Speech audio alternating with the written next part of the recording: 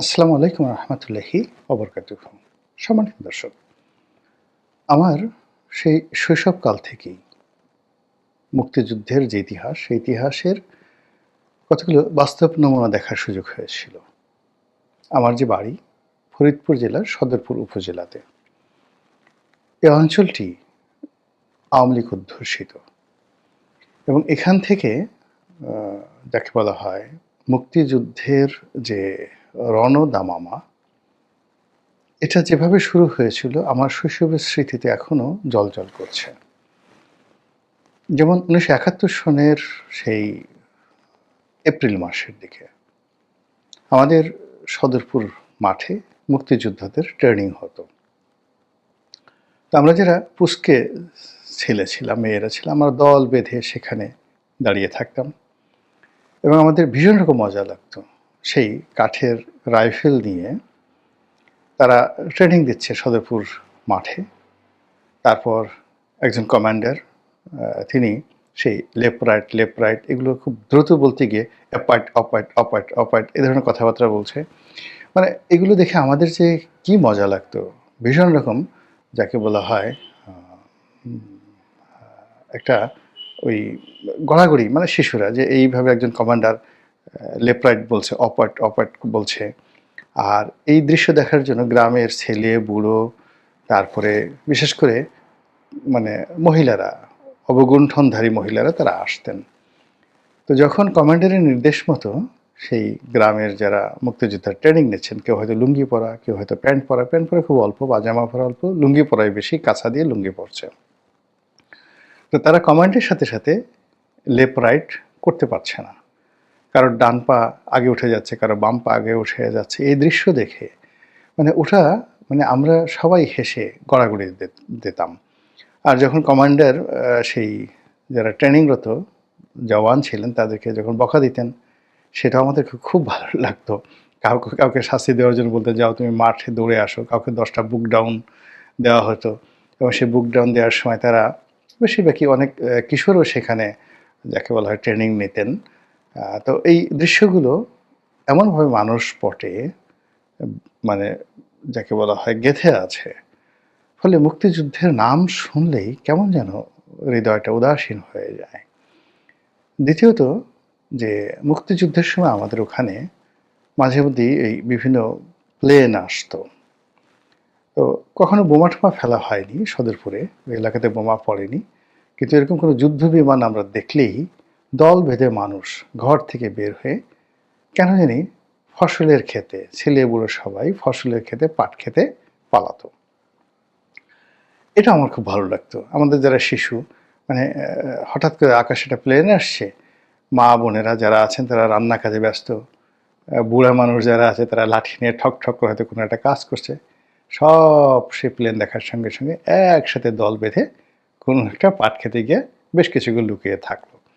এরপরে যখন কিছু ঘটল না, বের হয়ে এসে কি হাসাহাসি, একে অপরকে গুতোগুতি। সেই দৃশ্য, সেই দৃশ্য। আর আমাদের ওই এলাকাতে কখনো মিলিটারি যায়নি, যুদ্ধ হয়নি। কিন্তু এই যুদ্ধের এই প্রস্তুতিগুলোই আমাদের স্মৃতি। পরবর্তীতে যখন বড় হয়েছি, বড় হওয়ার পরে যে সকল এলাকাতে মুক্তিযুদ্ধের সময়টিতে গণহত্যা হয়েছে, খুন হয়েছে, ধর্ষণ হয়েছে, বিশেষ করে ঢাকা শহরে, এই দৃশ্যগুলো দেখার পরে, জানার পরে ওই যে আমাদের মুক্তিযুদ্ধকালীন সময়ের যে অনুভূতি, এই দুটো মিলিয়ে কেমন যেন একটা বেদনার যাকে বলা হয় নকশিকাঁথা হৃদয়ের মধ্যে তৈরি হয়ে যায়। ডিসেম্বর মাস আসলে এক ধরনের অনুভূতি কাজ করে। মার্চ মাসে এক ধরনের অনুভূতি কাজ করে। বিশ্বাস করেন আমি তো মানে ওই শিশুকালে দেখেছি। কিন্তু এই যে ২৬শে মার্চ বা ১৬ই ডিসেম্বরে যে সকল রাষ্ট্রীয় অনুষ্ঠান হয়, সেখানে মিলিটারির যে প্যারেড, সেটা বিডিআরের হোক কিংবা সেনাবাহিনীর হোক, পুলিশ বাহিনীর হোক কিংবা উপজেলা পর্যায়ে যে প্যারেডগুলো হোক, অসংখ্য প্যারেডে আমার উপস্থিত থাকার সুযোগ হয়েছে। আমি নিজেও জানি না যে এই প্যারেড দেখে আমার কেন কান্না পায়। আগেও পেত এখনো পায়। এরপর যখন সমবেত কণ্ঠে সেই আমার সোনার বাংলা আমি তোমায় ভালোবাসি, এই গানগুলো হয় বিশেষ করে ডিসেম্বর মাসে হয়। তখন কেন আমার বুক ধড়ফড় করে। আমি এটা বুঝতে পারি না। আমার মতো আর কয়জনের করে তাও আমি জানি না। তো যেটা বলছিলাম যে এই মুক্তিযুদ্ধ আমাদের দেশে সাহিত্য তৈরি করেছে, মানুষ তৈরি করেছে, অনেকগুলো যাকে বলা হয় গালি তৈরি করে ফেলেছে, অনেকগুলো শব্দের অপভ্রংশ তৈরি করে ফেলেছে, অনেকগুলো বাগধারা তৈরি করে ফেলেছে এবং সেইগুলোর মধ্যে রাজাকার, আলবদর আর শামস এই শব্দগুলো মানে এমন অবস্থা হয়ে গেছে যে এখন বাংলাদেশের কোনো মানুষকে যদি আপনি বলেন, "এই তুই একটা সির", আপনারা তো সির বুঝেন পেটের মধ্যে থাকে, "তুই একটা কৃমি, তুই একটা গুঁড়ো কৃমি", কিংবা আরও বাজে একটা শব্দ আপনি বললেন, "তুই নাকের সর্দি, তুই কানের ময়লা, তুই থুথু, তুই চোখের যে ময়লা আছে ক্যাতর বলি আমরা, তুই ক্যাতর", যে কোনো একটা বুড়ো মানুষকে যদি আপনি এই কথা বলেন, সে কিন্তু রাগ হয়ে যাবে, ভীষণ রকম রাগ হয়ে যাবে যে আপনার চেহারাটা কফের মতো, আপনার চেহারাটা থুথুর মতো, আপনাকে দেখলে সেই নাকের সর্দির মতো মনে হয়। একথা আপনি বলে দেখেন, যে কোনো বুড়া মানুষকে বলবেন, যুবক মানুষকে বলবেন, আর্মির জেনারেলকে বলবেন তার সামনে গিয়ে, দেখবেন সে কিন্তু আর মেজাজ ঠিক রাখতে পারবে না। তো এই সকল নোংরা কথাবার্তা বলার সঙ্গে সঙ্গে আপনি যদি কাউকে কোনো পশুর বাচ্চা বলে আপনি গালি দেন, যে কোনো পশু আপনার যেটা ইচ্ছা সেটা গালি দেন, তবু আপনি যে কোনো মানুষকে আপনি দেখবেন যে তার মেজাজ গরম হয়ে যাবে যে আমাকে পশুর বাচ্চা বলেছে। তারপর যদি তার বাপ মা তুলে গালি দেন যে তোর বাপ অমন পশু ছিল, ওটা ছিল, বা এই কাজ করেছে, যে ধরনের এখন মানে অনেকগুলো টুকা ইউটিউবার যে সকল বাজে কথা বলে, ওই ধরনের বাজে কথা যদি বলেন, সামনে সামনে মেজাজ গরম হয়ে যাবে। তো এই সকল গালাগালির চাইতে সবচেয়ে নির্মম গালাগালি হলো আলবদর, রাজাকার, শামস আর শামস। আপনি বাংলাদেশের কোনো মানুষকে এই গালি দিলে তার মাথা ঠিক থাকে না। মানে আগে যে গালিগুলো বললাম সেই গালির চাইতেও সবচেয়ে বড় গালি হলো এই তিনটি শব্দ, রাজাকার, আলবদর আর শামস। এই কথা বললে যে কোনো মানুষের মাথা খারাপ হয়ে যায়। এত নিকৃষ্ট শব্দ, এত রাগ জাগা নিয়ে শব্দ, এত ক্রোধ জাগা নিয়ে শব্দ, এত নিন্দিত শব্দ, যে শব্দ আপনার সামনে উচ্চারণ করার সঙ্গে সঙ্গে পায়ের নখ থেকে মাথার চুল পর্যন্ত মেজাজ গরম হয়ে যায়। এভাবে দুটোভাবে গরম হয়। এক হলো আপনি যদি জানেন যে এই লোকটি রাজাকার, তখন আপনার মনে হয় ওকে দুটো চড় বসাই দিই, ওর কানটা আচ্ছা মতো মলে দিই, ওর গালে দুটো খামচি বসাই দিই, ওর পোদের উপরে আচ্ছা মতো কয়েকটা লাথি মেরে দিই, ওকে চিৎ করে শোয়াই আচ্ছা মতো পাড়াই। আপনার মনে হবে এটা, যদি আপনার রক্ত খারাপ না হয়। অর্থাৎ আপনি যদি স্বাধীনতা বিরোধী শক্তির দ্বারা উৎপাদিত বা পাকিস্তানি যেটা আমরা বলা হয় পাকিস্তানি বীর্যে উৎপাদিত কোনো প্রাণী না হন, কেবলই এদেশের একজন মানুষ, আপনি মুক্তিযোদ্ধা নন, মুক্তিযোদ্ধার বংশ নাতিপুতিও নন, কেবলই এদেশে একজন মানুষ, কিন্তু আপনার রক্তের মধ্যে ইয়াহিয়া খান, টেক্কা খানের বীজ নেই, তারপরে জুলফিকার আলী ভুট্টোর প্রভাব নেই আপনার রক্তের মধ্যে জেনেটিক্যালি, স্বাধীনতা বিরোধী কোনো চক্রের সঙ্গে আপনার কোনো রক্তের সম্পর্ক নেই। এরকম একটি বিশুদ্ধ রক্ত থাকার সঙ্গে সঙ্গে আপনার কাছে ওই শব্দগুলো শুনলে খারাপ লাগবে। আর ওই ধরনের কোনো লোককে যদি আপনি দেখেন তাহলে আপনার ভীষণ রকম ঘৃণা হবে এবং আপনার সামর্থ্য থাকলে আপনার মনে হবে যে আমি এই লোকটাকে কোনো দয়া দেখাবো না, দাক্ষিণ্য দেখাবো না, তার গলার উপরে একটা পাড়া দেবো, যেন ক্যাত করে একটা শব্দ হয়ে ওঠে, এরকম আর কি মনে হবে। বা ওর গালের উপরে কষে ডানের 2 গাল থাপ্পড়, বামে কয়েকটা থাপ্পড় ইচ্ছে মতো দিলে আপনার মনে একটা শান্তি চলে আসবে, যদি আপনার রক্ত ঠিক থাকে। এইগুলো এক। তো যাই হোক, এই যে নিন্দিত যে 3টি শব্দ, এই শব্দটি বাংলাদেশে যে কোনো গালির চেয়ে একটা বাজে গালি হয়ে গেছে। কিন্তু অবাক করার বিষয় হলো যে এই গালিগুলো কিন্তু বিশ্ববিদ্যালয়, শিক্ষাঙ্গনে সেই 1971 থেকে আজ অবধি চলছে।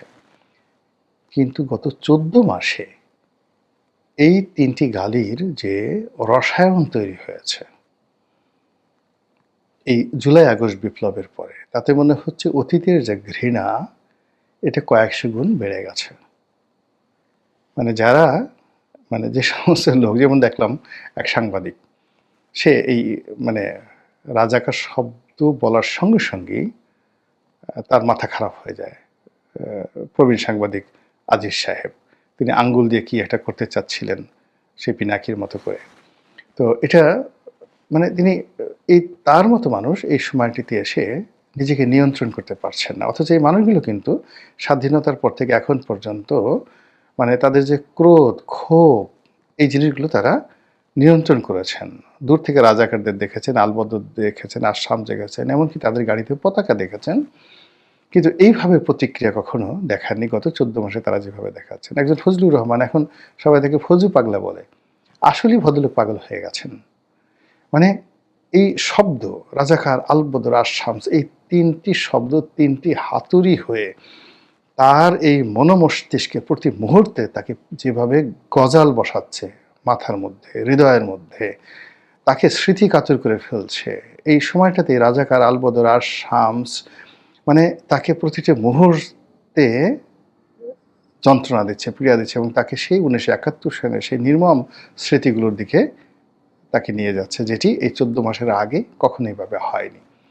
ফলে সেই সাংবাদিক আব্দুল আজিজের মতো কিংবা সেই রাজনীতিবিদ ফজু পাগলার মতো অনেক মানুষ কিন্তু পাগল হয়ে গেছে, রীতিমতো পাগল হয়ে গেছে। এই গেল একটা। অন্যদিকে মানে আমাদের দেশে একটা লোক আছে না, যে একটা প্রযোজনের মৌসুম রয়েছে, একটা নিকৃষ্ট প্রাণী যেগুলোকে আমরা সারমেয় বলি, সেই নিকৃষ্ট প্রাণীর যে প্রযোজনের যে টাইম, সেটিকে আশ্বিন মাসে মানে তাদের মধ্যে একটা কাম ভাব জাগে। পুরুষগুলো পাগল হয়ে যায় নারী সঙ্গমের জন্য, আর নারীগুলো পুরুষের সান্নিধ্য মানে পুরুষ সারমেয় সান্নিধ্য পাওয়ার জন্য রীতিমতো পাগলামি করে।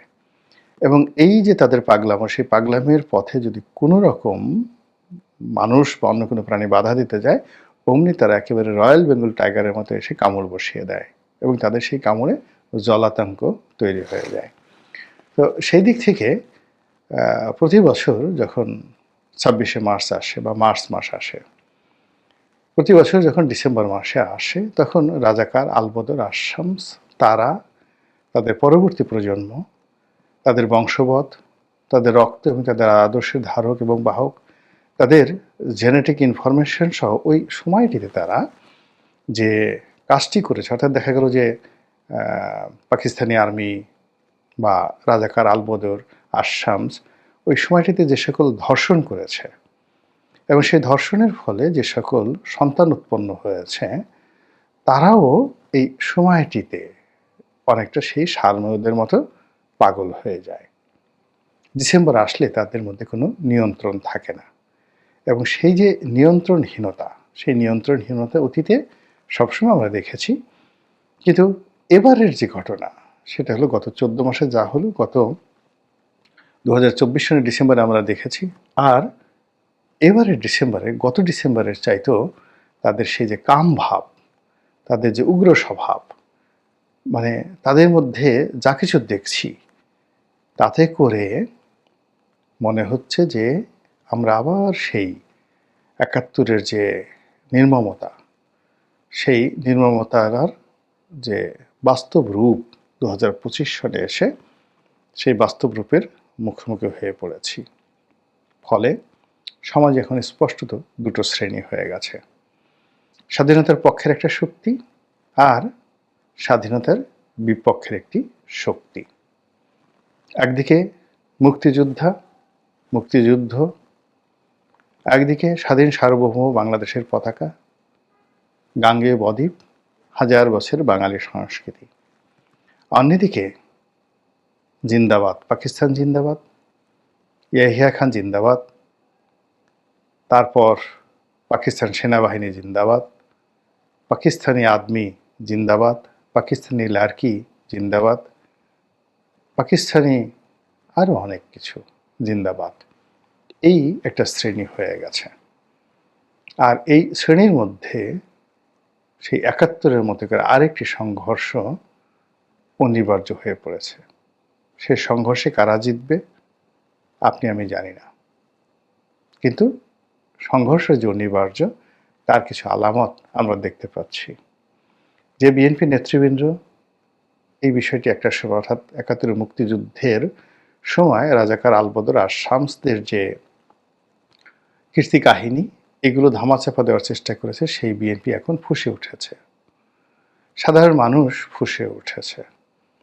যে আওয়ামী লীগ মুক্তিযুদ্ধের ফেরি করে বেড়াতো, সেই আওয়ামী লীগের মুখে এখন আর মুক্তিযুদ্ধের কথা বলতে হচ্ছে না। যে ভারত একসময় মুক্তিযুদ্ধের সময় আমাদেরকে সাহায্য করেছিল, সে ভারত এখন দৃশ্যপট থেকে চলে গেছে, নোমর ভারত।